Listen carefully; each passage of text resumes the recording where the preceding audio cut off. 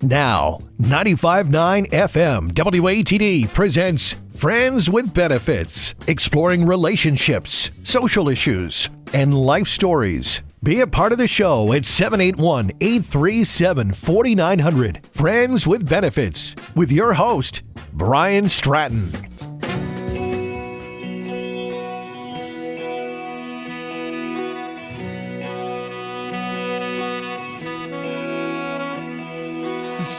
In your eyes, the color them wonderful, stop me and steal my breath. And emeralds from mountains and thrust towards the sky, never revealing their depth. And tell me that we belong together, dress it out with the trappings of love. I'll be captivated, I'll hang from your lips instead of the gallows of heartache that hang from above.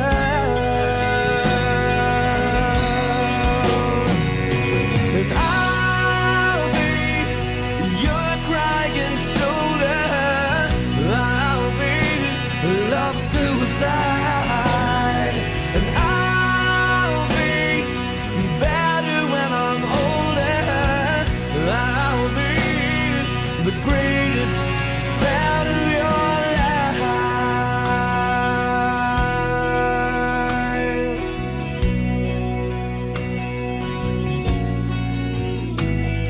And rain falls angry on the tin roof as we lie awake in my bed.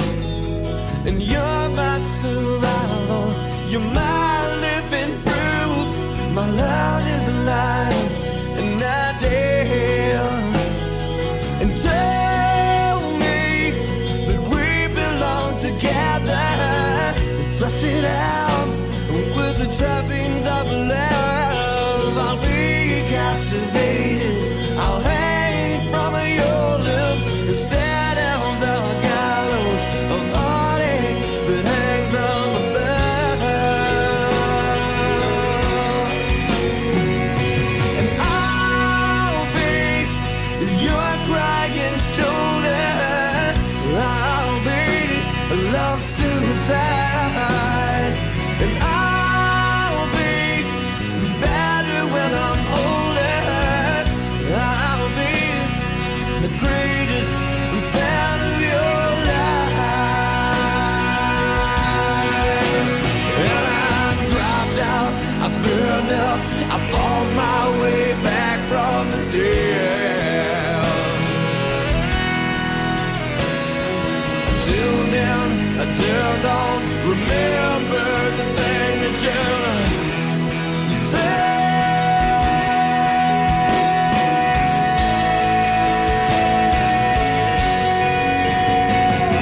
And I'll be your crying shoulder, I'll be love suicide.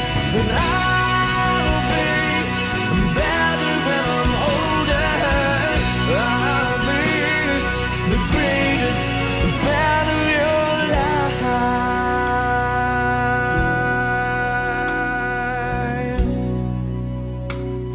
The greatest fan of your life.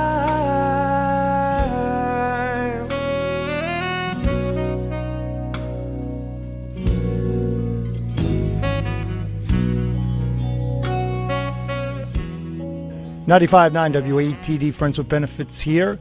We have a very, very special guest on the line. Kind of a new creation for Edwin McCain.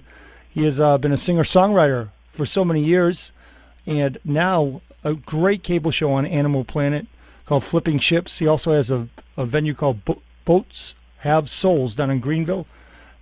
Edwin, how are you, bud? I'm doing great. How are you? Good, man. Thanks for taking some time out. I know you're playing in New England tomorrow night up at the Tupelo Music Hall, and you have a lot of things to talk about. So let's get started with the cable show to get things rolling. Tell us a little bit about the genesis of this, because it's a real interesting program. Oh, well, it started out as a hobby, and it started. I've been tinkering for years, and one thing led to another. I started fixing boats and jeeps and buses for other people, and it kind of turned into a business. And then I was watching a bunch of this sort of reality TV, and a lot of the guys that I work with are pretty funny. And so we just started filming a little bit of it, and sent it around, and Animal Planet picked it up for a season, and we had a lot of fun with it.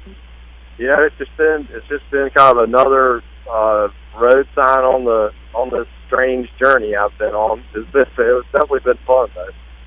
Well, it's funny because I watched it with my high school son a few months back, and it was funny. He was he was telling me, this guy Dirty Wayne, he's got to be staged. He's got to be something out of something that was created by the series. And I said, no, this guy, I tell you, he's probably as genuine as you and I are. Well, tell us a little bit about that guy. Well, Wayne is actually I've known him for 20 years, and the first time I ever laid eyes on him, I turned to my friend Robbie and I said, that guy needs his own television show. And 20 something years later, Wayne's on TV. I mean, he's been like that. He's exactly like that. And there's that's not any acting. It's pretty much exactly what you get with him all the time. And I just know you never know what's going to come out of his mouth, and it's always funny. And, it makes going and working on stuff fun, just because you just have no clue what he's going to do every day. Oh yeah, he seems like a walking, talking comedy variety show. Just everyday life. It's always new. It's always as soon as you think you kind of know what he, in a situation, you kind of start to think, well, I know what Wayne's going to say, and then it'll just completely flip the script. You never know. Well, I mean, I think the guy should have a translator. Maybe you guys could print something on the bottom that actually you can kind of discern what the hell is coming out of his mouth. Usually, what I could tell is usually by the last sentence I could pick it up, but there were like 4 sentences, man, with that southern drawl, and it happened so fast. I'm like, what the heck was that, man? Yeah. I mean, it's funny they had the subtitle in it first, and sometimes they still do. I mean, it's. That's what I figured. I didn't see the subtitle, but I can imagine. Now, how do you get your boats on this show? Are these donated? Because I'll tell you, I have this got me thinking. I have a 1978 Slick Craft. Are you familiar with those? Yeah, I know what you're talking about. Those are kind of regional boats. Sure. It's a 28-foot cabin cruiser that I haven't used in a couple of years. I'm like, I should just donate this to the show and get this thing restored and fix it up on TV. But it's funny. It's actually in working condition. But do you guys ever take donations or anything like that on the show, or have you? We're so covered up right now. We've probably got about 3 years worth of backlog work we're trying to do right now.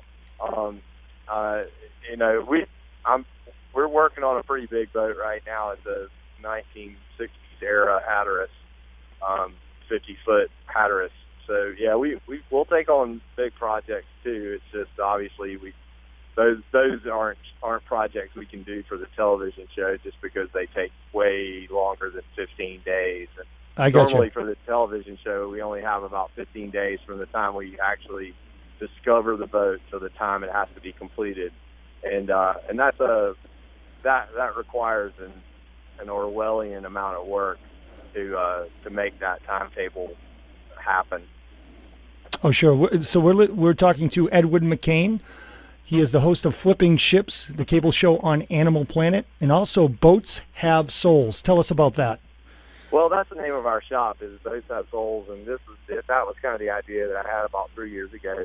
And it started just from having seeing all these boats that people have in their backyards, and they're covered with a tarp, and they've obviously been neglected, and they're way past kind of the consumer fixing it up, but people hold on to them because they have memories attached to these boats. Their grandfather taught them how to ski or took them fishing, or they had lots of great memories attached to the boat. So it's really hard for people just to take them to the landfill, and so there they sit. And the problem is, I think that there's this misinformation out there that it's just too hard to fix these things, or they're too far gone, or but they're not. I mean, just about anything can be repaired, and we can do all sort of manner of restoration. Now, what we prefer to do is take boats like that and bring them back to usable condition. And what I mean by that is that, maybe we don't have to take it all the way to showroom condition and spend all the extra money, turning it into some kind of showpiece. Well, what we will do is make it really good, solid, and usable again, so you can go out and enjoy it. And we can do that a lot less expensively, and it's a lot cheaper than buying a brand new boat, for sure. And it all sort of starts to make sense for folks once we lay it all out there for them. And we have a real simple process as far as how we go about working up an estimate and a bill and everything. So there's no gray area to it. Everybody, and we invite our customers to help us. You want to learn how to do something, we'll show you what we're doing, and you can help us out if you want to. You want to put your hands on it, because it helps in the long run if someone's been involved in the restoration of a boat, because then they understand all of the systems that are in place. And if you understand all the systems in a boat, you're going to be safer. And that, so we encourage that for people that have some kind of use of their hands and brains. We'll bring them in on the process. I'll take this slow, sweet walk with you. You letting go of my hand to say I do. And he will discover just how blessed a life can be. I know, 'cause all those years ago someone handed you to me.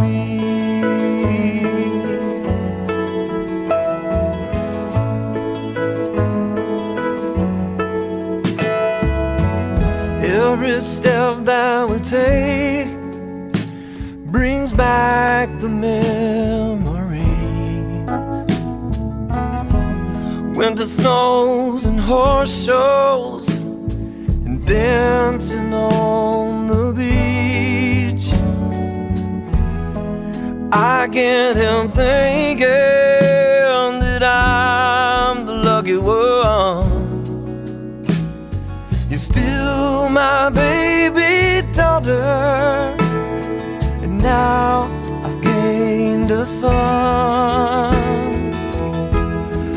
I'll take this slow, sweet walk with you. You letting go of my hand to say I do. And he will discover just how blessed a life can be. I know, 'cause all those years ago your mom handed you to me.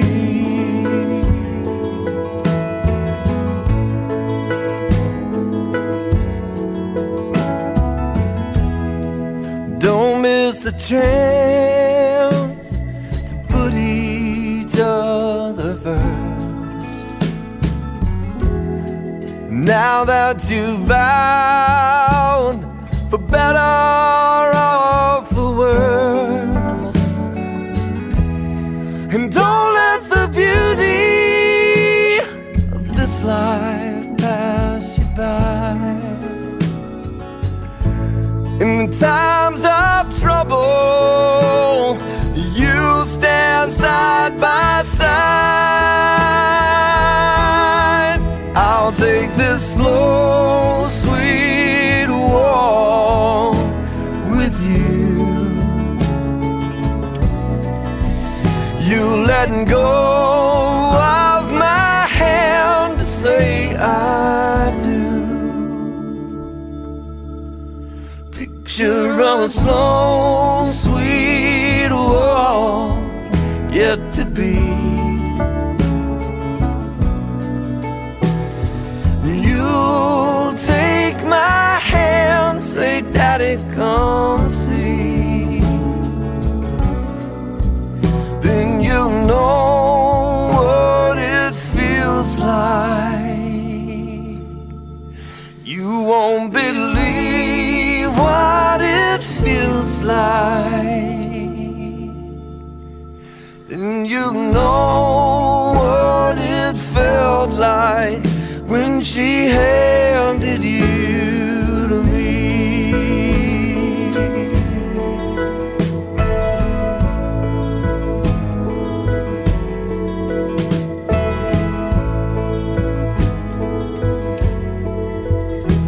She handed you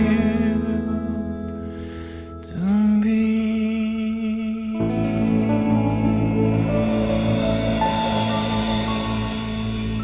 It's funny this is happening to you. I mean, you've been in the business over 20 years musically, and it's funny, musicians have so many other passions than music, because music becomes a business, and, you know, this is what you kind of mentally maybe relax with or gets you fired up.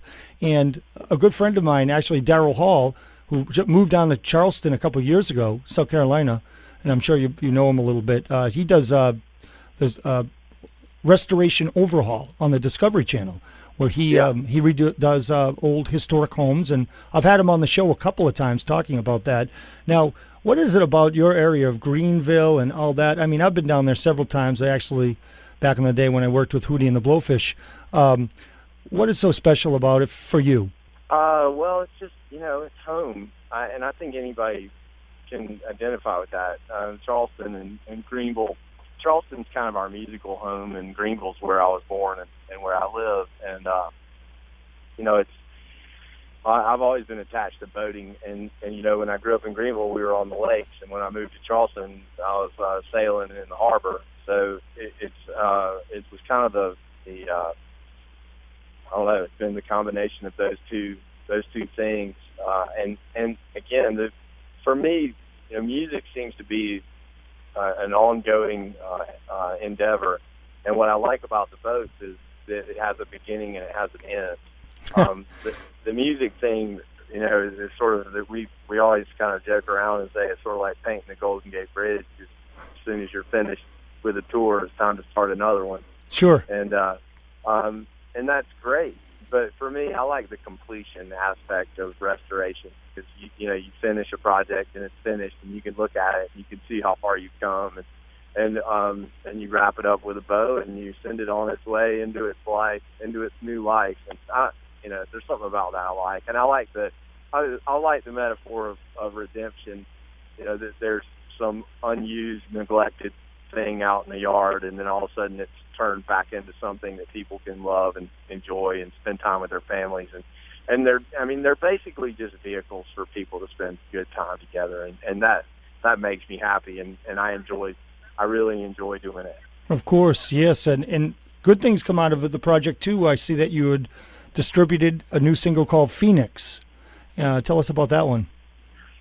Phoenix is an EP that I put out to coincide with the television show. My friend Maya wrote this great song. You know, she's been in process with me in all of my endeavors, and obviously I've been telling her about this boat show for a long time, and so she wrote this song about the idea of the Phoenix and the idea of boat restoration, and it's just a great song. So I recorded it, and then I put out another version of it, an acoustic version, and then we put out our new version of I'll Be that we have available for people. You know, I think that for the streaming services that are out there. You know, sure. And that was just kind of another thing we wanted to add into the mix while I was busy with the television show. And I've got a whole backlog of songs I need to record for a new album or a new collection of songs. I don't even know what you call them anymore. People don't call them albums. No, those are a thing of the past, unfortunately. But you know, if you do have the catalog and the library to do it and the material, it's still, I think, a wonderful way to really put your best foot forward in a whole collection of 10, 11, 12 songs on one CD. I mean, it's still, I'm old school. We're about the same age, so we grew up in the same era. And, another question I have, let's shift over to some music questions. Going through the 70s and 80s as a kid, what were your major influences musically? Well, musically, Earth, Wind, and Fire was probably my biggest influence as a kid. Wow. And then after that, it was a band. Well, there was a bunch of bands. It was strange. I kind of went from a lot of the Motown and the R&B, and then oddly got real interested in a songwriter named David Wilcox, who's a wordsmith for sure. And but then, as many teenagers do, I kind of got into this strange period of time where I liked all this Southern California punk music, and I got into a bunch of that stuff, and very eclectic, by the way. Well, like Hooster Doo and Bob Mould and sure. TSOL and Dead Kennedys and Black Flag and all those. Wow. And I think what I really liked about those bands, and I think one of the things that kind of stuck with me is sort of this idea of them being just fiercely independent and sort of just playing this music just because, and it really never had any. There was no basis in commerce. I mean, they never thought they would make money. They were doing something because they believed in what it was, and it was sort of representative of the way they all felt, and it sort of it to me that was like this real pure expression of this culture, and it was real powerful. And obviously, as a teenager, you kind of respond to that independence, that total sure. independence, because that's the thing that we're all pulling against at that age. You're pulling against, all of the rules and everything, and this music was just it. And so that definitely had an impact on me. I don't know that it had as big an impact on me musically as it did sort of personally, as as far as me being stubborn and wanting to do things the way I want to do it, and Sure. But I would, it definitely influenced me for sure. But then I kind of rolled out of that into hair bands and 80s metal, because how could you not? Wow, so you go from Eye of the Hurricane to Eye of the Tiger. I mean, I was a huge Van Halen fan, and Motley Crue. And, wow. I never would have guessed. I never would have guessed this. Oh yeah, no, these are all still, AC/DC, and I mean, how could you not be a fan of AC/DC? We were little metalheads back then. We all. I listened to hair metal on Sirius all the time too. I mean, I trip out on. I probably shouldn't say that, but I do. I mean, I listened to all this stuff. We even were like fans of. Like, I'm a huge fan of Cinderella. Like that Tom Kiefer. Oh, dear Lord, Tom Kiefer. If I hear that name again, wow. He's still out there playing solo, I think. Yeah, he's out there playing with Cinderella, man. I went and saw him a couple of years ago, and they destroyed it. They were amazing. I mean, they're incredible musicians. They're all incredible musicians. Yeah. And that was one of the things about 80s hair metal that I think people missed, was that, okay, yeah, there's a lot of spandex, and there's a lot of, like, androgyny going on here, a lot of hairspray and all this stuff, but the musicianship is off the charts. It's pretty good. It's pretty good, I will say. And I think, Edwin, you should go after an acoustic version of She Took the Last Train Out of My Heart. Right? Think about that. I'm giving my great idea away, and I'm giving it to you. So heed my advice. That's a good one. I think that'll be good. I wish I had a falsetto that could pull it off, but, Well, we'll drop it down 3 keys. Come on. Give that one a whirl. Right. I think you'd be great at it. I know. Well, anyway, but that, I was a huge fan of that stuff. I mean, it is what it is, for sure. But I also was, I really liked a lot of the Lyndon Hill stuff, like Tuck and Patty and Michael Hedges. Oh, and absolutely. And later on, like probably, I don't know, probably my 17, 18, 19, somewhere around there, I got turned on to Jaco Pastorius and Weather Report and Mahavishnu Orchestra. So you're talking fusion now, which was right. to me the king of kings. It's funny you go to see some of these fusion bands like Weather Report. Now they're playing at a nice isolated jazz club for 80 people or 100 people. It's a shame because they are the best musicians in the world. There is no doubt. I mean, it was that kind of stuff. But all of those heavy metal bands, and this is the thing, like the thing that people don't know is that like people like C.C. DeVille. C.C. DeVille was actually a student of Jack Perlman. Oh, really? Yeah. I mean, there's a big crossover between this hardcore, like the guys in King's X. I mean, those guys were deep into the pool. Oh, absolutely. Musicians. And they were influenced by King Crimson, and so there's a lot of crossover that goes on that people, I guess, probably aren't aware of, and a lot of that music got shared. First of all, because it's so complicated. If you're a musician, it's always interesting to go and see the stuff you could never do. No, there's no question about it. I would go to King's X shows and just go, well, I'm never going to be able to be good enough to do anything close to this. And you just sit there with your mouth open. But, like, it's the same thing. Like, when you go to see Tower of Power, like I've been to see Tower of Power. Yeah. I can't think how many times. Somewhere in the show, Emilio Castillo will say, how many musicians do we have here tonight? And every single person in the crowd will raise their hand. Well, and that doesn't surprise me. I mean, that's really who they really resonated to over those times, Right. It's amazing. I think that's I mean, to me, that's like the ultimate compliment is when you have an audience full of only musicians. Sure. And that's the way it is with like Dream Theater and Queensryche and all those bands like that. They all have, it's just all musicians. It's just constant. Well, it's funny, Edwin, and not to interrupt, but as listeners know, I do a lot of work with Jeffrey Gaines. I play some bass live with him and some vocals, and we do some shows quite a few times a year. And he opened up for you about a year ago or so, and he had mentioned to me how much he was admired where you had gone with your career, and I'm sure you feel the same way about Jeffrey. I count him as an influence. I mean, that first record that he put out on Chrysalis was a huge influence on me. Because he's coming from the same place I'm coming from. I would tell you, I'm sure he would tell you that his influences are all the same as mine because he's got a real punk streak running right through the middle. Oh, Edwin, you don't have to tell me. I'll be on stage one night and he'll come up with something from the '80s Elvis Costello B-side, and I'll be like, "Sure, we're really going to do that." He's like, "Yep, it's Kia G, and you follow me and hold on, brother."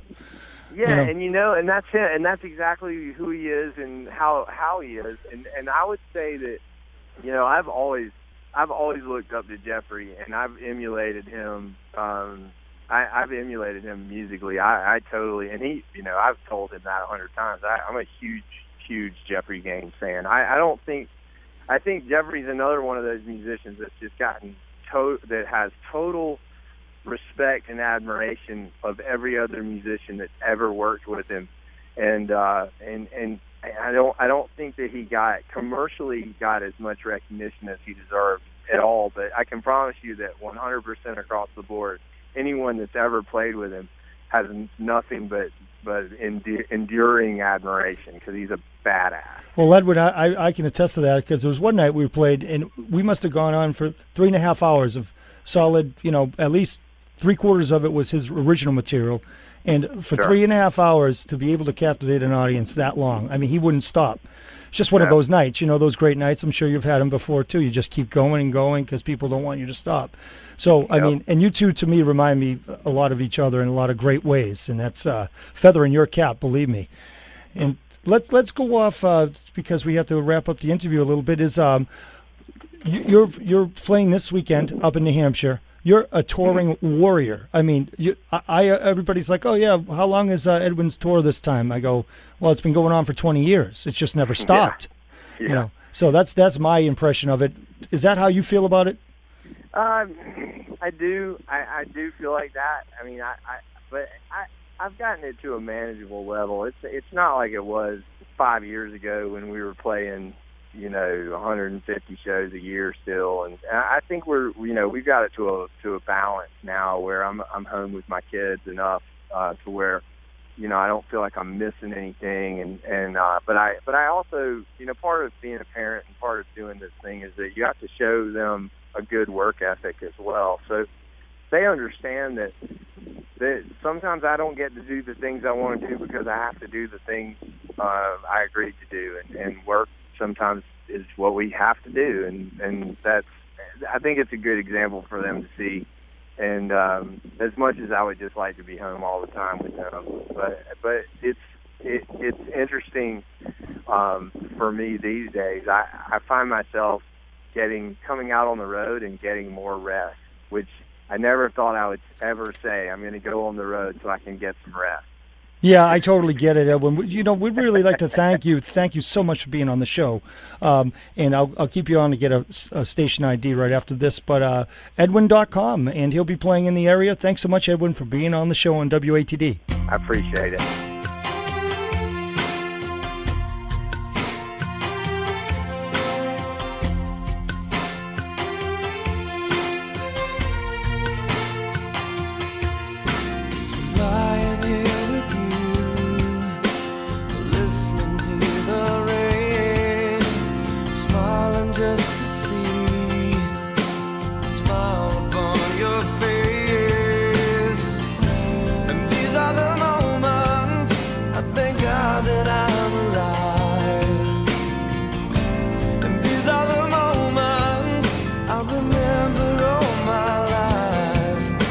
Found all I've waited for, and I could not ask for more.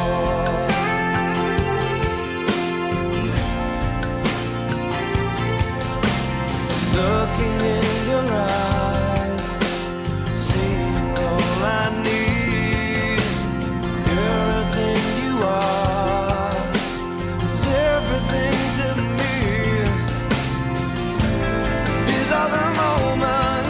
I know heaven must exist, and these are the moments I know all I need is this. I have all I've waited for, and I could not ask for more. I could not ask for more than this time together. Could not ask for more than this time with you, and every been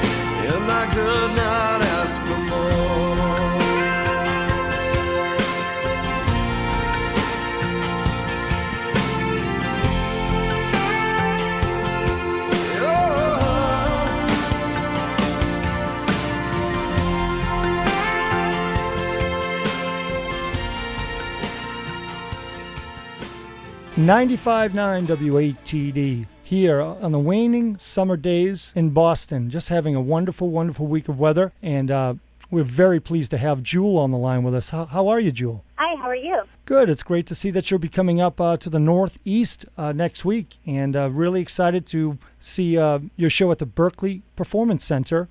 And I see that you've been on tour for quite a while now. Do you want to talk about your new album and your new book? Thanks. Yeah, I have a new book out. It's called Never Broken. It's Never Broken. It's a memoir, sort of an inspiration self-help book as well, a hybrid accidentally. And I also have a record out. It's a folk, sort of acoustic, raw record that's a bookend to my first album, Pieces of You. The new album is called Picking Up the Pieces.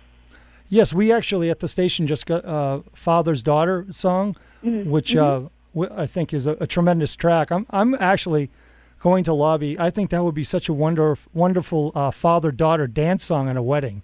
You know, after listening to it, so poignant. I mean, so heartfelt, and I'm sure there's a lot of history to that. Can you tell us a little bit about the making of that song? Sure. I wrote that song about my family. My grandmother was an aspiring opera singer, and she left her dreams to be a musician so that she could have her kids in a free country in America during the Second World War.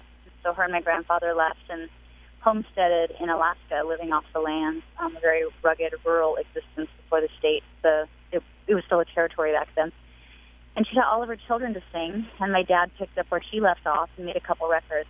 But when my mom left us when I was 8, my dad gave up those dreams and we began bar singing and, just sort of more of a regular job as he gave up those dreams of being a national musician. And then I picked up where he left off, and I was able to achieve my dreams. And my grandmother, had tears in her eyes and said it was worth it to give up her dreams to see them come true for me. Such an amazing sacrifice. Wow. And on this song, I ended up having Dolly Parton sing a verse as well, because her lifestyle and mine were actually quite similar, and she seemed like a perfect fit for it. I think it's a true gift to be able to collaborate, especially as you become a veteran. I can't believe I'm saying you're a veteran, but you are a veteran now. You've been in this business maybe 25 years or pretty close. 20, yep. Can you believe that? I mean, it boggles my mind. It feels like just not so long ago that the first album came out and everything was new and fresh. And now here we are 25 years later. And by the way, you look identically the same as you did when you came out in 95. I don't know if thank you. That must. Appreciate that. I'm sure it's a lifestyle thing. My goal was to have a long career and to be a singer-songwriter, and it's very difficult for female singer-songwriters, much less singer-songwriters, to have a long career. So I feel really blessed. Yes, it's funny because we had Paula Cole here a couple weeks ago, who's another singer-songwriter that came out maybe a couple years after you did, and she was basically voicing the same sentiment about that. It's just the struggles of being able to keep a fan base and to keep them interested over decades is such a challenge. Such a challenge. I've been really lucky. I've had amazing fans that have been really, really ardent and great singer-songwriter fans. I've really been blessed. As we go through your career, and it's funny because I'm a late. I jumped on your bandwagon kind of late, and I apologize. I wasn't there at the beginning. Right. I'm a few years older than you, not too many, but in the mid '90s, there was some great stuff going on. But I caught on to Standing Still and songs like Again and Again, which those are on your later albums, of course. And I thought it was such a cool modification and change from what you started with. But it seems like you've kind of come back to the original feel. Yeah, I've been lucky to be mentored by Bob Dylan and Neil Young. They both took me under their wing when I was pretty young, and they really drilled into my head that the most important thing is following your views and growing and changing and pushing yourself. And so that's what I've tried to do my whole career. And I loved that Neil Young did Harvest and Harvest Moon, and that they had a similar spirit. So that was the idea for me on this record. I was really ready to do a very raw, very emotional record. I self-produced it. We recorded it live, so it was in a studio but recorded live where we all played at the same time in the same room with a lot of bleed-through. And my hope was to have a very, as if there was a direct line going from my vein to your vein as a listener with no filter in between, so it gave you a very strong, emotional, visceral response. Well, after listening to some of this latest album, I'm totally a believer in that, these, to me, a veteran musician, sometimes as time goes on, some of the music doesn't get heard anymore. It's like they hit a peak and it's kind of died down. I foresee great things with this new album for you. I mean, especially at the radio level. And especially with a book coming out, you've got so much going on all at the same time. Now, and by the way, we're speaking with Jewel live right now from Nashville. Jewel, let's talk a little bit about Bob Dylan and Neil Young. Just how important was their involvement in your career? How much was that a springboard? It was a tremendous springboard for me. My first album was considered a failure for the first year, and I was about to record a second record when Dylan took me on the road. And he really believes in me and believes in my lyrics and would actually quote my lyrics to me and went over my lyrics with me and gave me books to read and music to listen to. And just having him believe in me, I was like, if nobody ever else likes my music, as long as Bob likes it, I'm good. And Neil was the same way. You know, they had a very pivotal impact on how I approach music and how I approach my career. That's allowed me to take a lot of risks and really fight for what it takes to stay alive as an artist instead of just look at being famous. Do you think their stamp of approval, their credibility in this business was really that thing that put you over the hump as a popular musician and artist? I don't know. It meant a lot to me. You know, I don't know how others perceive that, but for me it certainly meant a lot. It gave me faith in myself to keep going. And, you know, Dylan liked that I was touring by myself with solo acoustic, and Neil was very adamant about being like, don't change for radio. If radio can change for you, that'd be great. Otherwise, don't worry about it. Just tour live. So those are things I tried to stick to and things ended up working out. So you had something I talk a lot about in my book, Never Broken. Yeah, some really funny stories about, you know, hanging out with Dylan backstage and losing his phone number because we were supposed to co-write and I lost his number. So I never was able to call him. Yeah, I hate when that happens. Yeah, that's awful. So let's go to your book. Let's talk a little bit about your book because now are you off? Are these shows that you're doing right now? Are these performances and book signings? And how does that? What's going on now? Yeah, I sort of talk and tell a lot of stories, sort of out of the book, stories about my life, and segue into songs. And then I do a book signing afterwards. So I'll sign CDs and. My new CD is for sale, and you can also buy the book, and I sign things for people. Let's give a listen to one of Jewel's earlier tracks on 95.9 WATD, Friends with Benefits.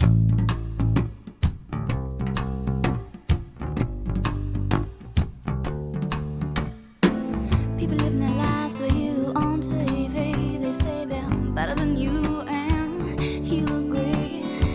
He says, hold my calls from behind those cold brick walls. Says, come here, boy. There ain't nothing for free. Another doctor's bill, a lawyer's bill, another cute cheap thrill. You know you love him if you put him in your will, but who will save your souls when it comes to the flowers now? Oh, save your souls after those lies that you told, boy.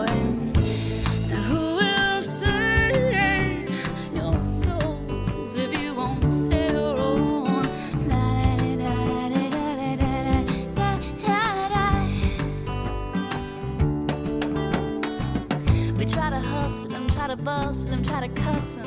The cops want someone to bust down on Orleans Avenue.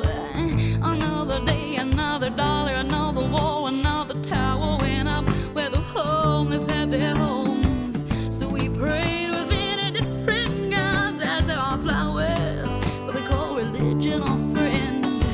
We're so worried about us saving our souls, afraid that God will take his toll, that we forget to begin. But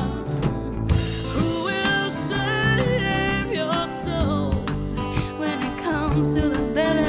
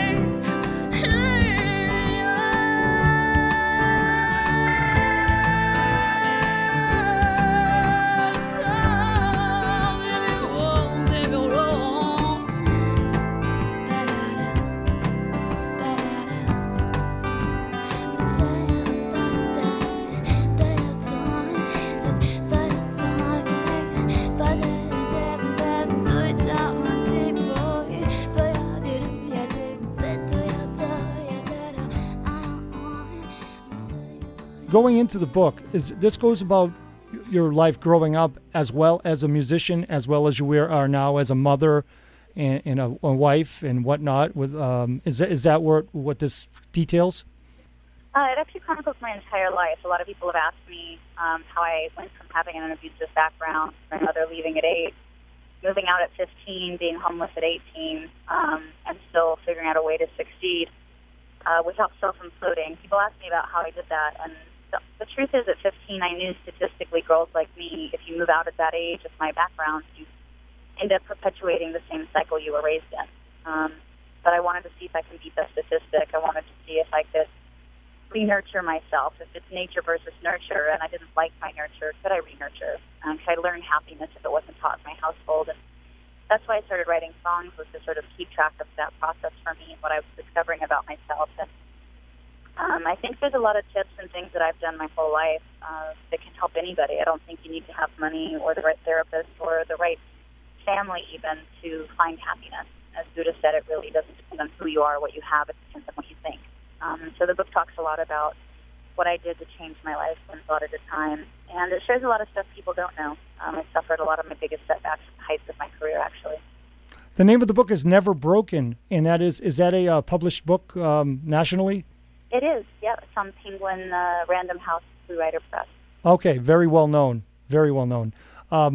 So I've heard through the grapevine, and I've listened to interviews of kind of detail, chronicled some things, that at the beginning you weren't so much a cover artist, and you actually didn't really start with playing covers. You kind of just went right into the original realm. Is that correct? Mm-hmm. Yes and no. As a child, I sang with my parents, and we did shows in hotels for tourists. And then when my parents got divorced, I became a duet with my father. And so I sang in bars probably since age 8 until 15. And that whole time was doing cover songs as well as some of my dad's originals. I picked up guitar when I was 16 because I was going to hitchhike through Mexico for spring break. And I started writing songs at that time because it was easier to write. I didn't know how to learn other people's songs. And then when I was gigging on my own, it always was my own material. I never did cover songs. Okay, so that's very interesting. I had heard that you had played up to 5-hour gigs early on of original material in clubs just to kind of make ends meet. Is that accurate? Yeah, I became homeless in San Diego because I wouldn't have sex with the boss, and he wouldn't give me my paycheck as a result, and I got kicked out where I was living. Then the car I was living in got stolen, and I ended up homeless for about a year, and I couldn't hold a job down because I had really sick kidneys. And so to get by, I thought maybe I could get a gig the way I did with my dad. But the way I grew up gigging was 5-hour sets, and I didn't know that when you did your own material, you could do an hour set. And so, still get paid. I got very busy writing enough material to try and do a whole 5-hour set. Absolutely. Wow, that's amazing to me because, I mean, most performers, an hour and a half, and they're tuckered out to do I hope you took a few breaks anyways, right? I didn't. I might have taken one break just to let somebody fill coffee or something like that. Amazing. That's absolutely amazing story. It's like, that's Bruce Springsteen-like. Yeah, it was something that I really enjoyed doing, and I was always a storyteller, and I still do at least 2-hour shows. And I do these free shows for my fans every couple of years where fans will fly in all over the world, and I'll do 5-hour shows for them. Oh, that's so sweet of you. That's really good. Mm-hmm. It's funny because through some of my things, I've seen you've been on the Howard Stern show a couple of times, and Howard, from what I saw on YouTube, is treated you very well. He actually treated you like you were a sister. I was bracing for you. I had this anxiety attack going, oh, man. You know what I'm saying with Howard. He goes to places that nobody else goes.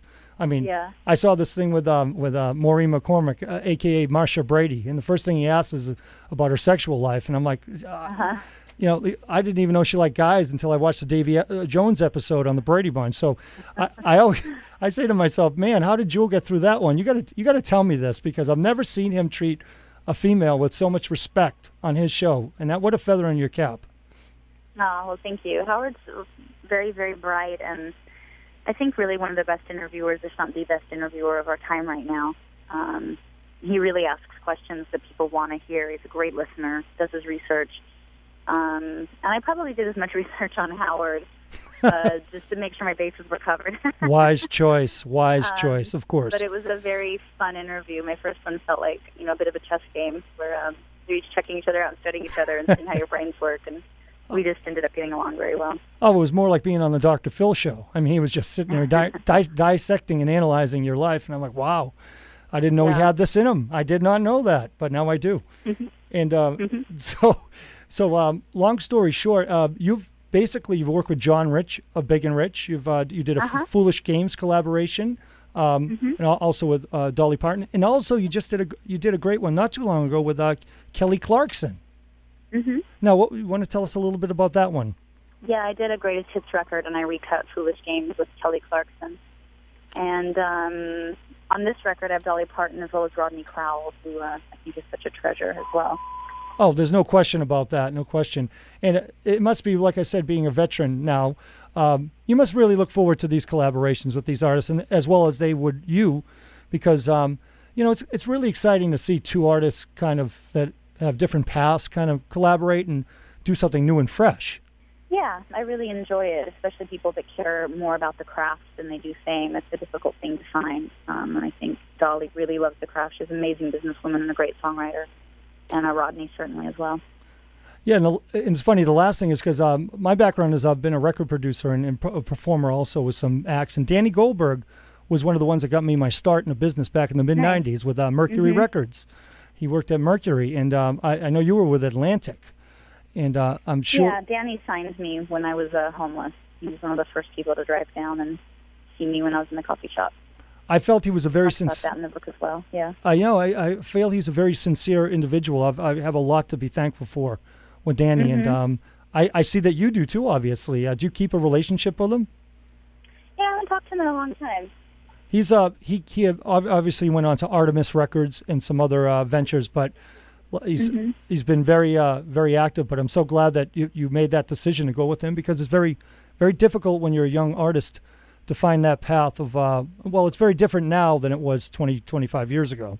Of course, with all the independent labels and the major labels, and you know the business as well as anybody, so that's great. We'd like to thank you for being on the show today, Jewel. We'd like to promote your new song and your book and your performances, and really grateful to have you on the show. Thanks. I hope to see everybody at the book signing in Boston. Thanks so much. Friends with Benefits will return on 95.9 WATD. Giggity, giggity, giggity goo. Stick around.